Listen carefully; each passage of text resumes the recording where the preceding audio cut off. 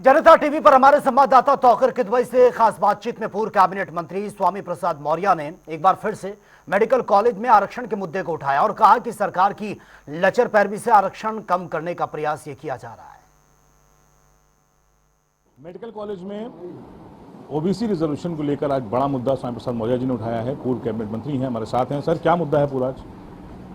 देखिए, कुल मिलाकर के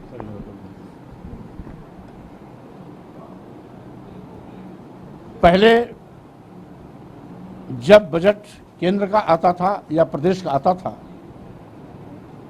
तो बजट स्वीकृत होते ही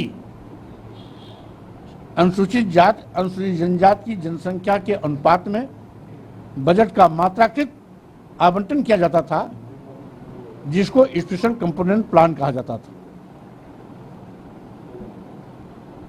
और अनुसूचित जाति अनुसूचित जनजाति के बेहतरी के लिए भारत सरकार ने एक गाइडलाइन तय की थी, जिसमें सभी प्रकार के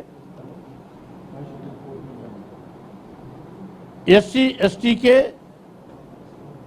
विकास के लिए उसमें योजनाएं सूचित की गई थी।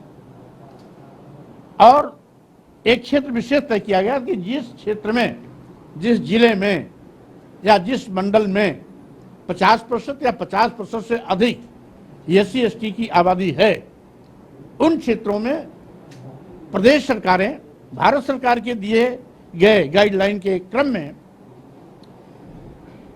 भारत निर्माण, school education, skill development, training, self employment centre, agriculture development, जिसमें स्मार्ट ट्रैक्टर्स, अन्य इक्विपमेंट्स, पंपिंग सेट, विद्युतीकरण, सीड्स, पेप्टिसाइड, उर्वरक आदि के साथ साथ मंडल मुख्यालयों पर polytechnic, training college, nursing college, paramedical college, training college, ANM, physiotherapist, technician, radiologist आदि के लिए सेंटर खोले जाएं और साथ ही साथ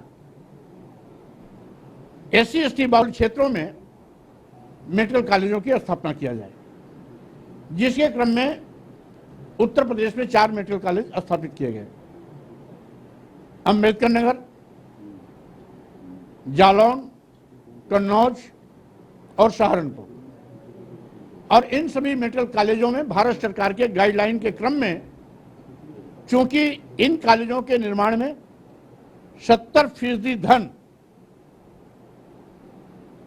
अनुसूचित जाति स्पेशल कंपोनेंट प्लान और ट्राइबल स्पेशल कंपोनेंट प्लान के मद से 70% धन आवंटित किया गया इनके निर्माण और डेवलपमेंट में।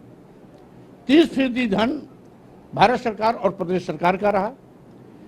उसी क्रम में 70% सीटें अनुसूचित जाति अनुसूचित जनजाति के लिए आरक्षित कर दी गई, 15% सीटें जनरल के लिए और 15% सीटें बैकवर्ड क्लास के लिए आरक्षित की गई। ये 4 मेडिकल कॉलेज अपवाद हैं, क्योंकि इनके निर्माण ही स्पेशल कंपोनेंट प्लान के धन, यानी जो अनुसूचित जाति अनुसूचित जनजाति के लिए आवंटित किया गया धन है, उससे निर्मित हुआ है। इसलिए इसमें इनका स्पेशल कोटा भी रखा गया है, वो भी भारत सरकार के निर्देश के क्रम में। लेकिन जैसा कि हमें जानकारी मिली कि आरएसएस और भारतीय जनता पार्टी ने अपने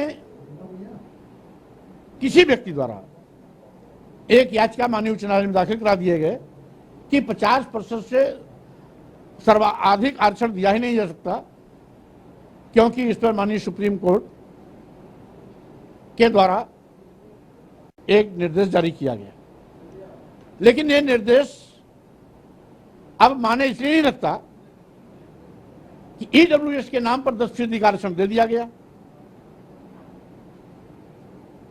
तो जब माननीय सुप्रीम कोर्ट का आदेश में बाधित नहीं होता, तो पूर्व से उनको दिया गया आरक्षण जो स्पेशल कंपोनेंट प्लान के धन से ही बना हुआ है, यानी अनुसूचित जाति अनुसूचित जनजाति के डेवलपमेंट, उनकी बेहतरी, उनके उच्च शिक्षा के उच्चीकरण के लिए ही बना है, तो वह अवैध कैसे हो सकता है?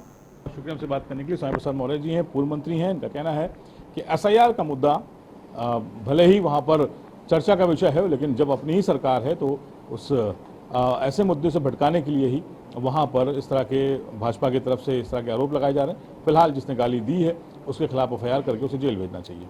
कैमरा पर्सन रियाज के साथ डॉक्टर किदवई, जनता टीवी, लखनऊ।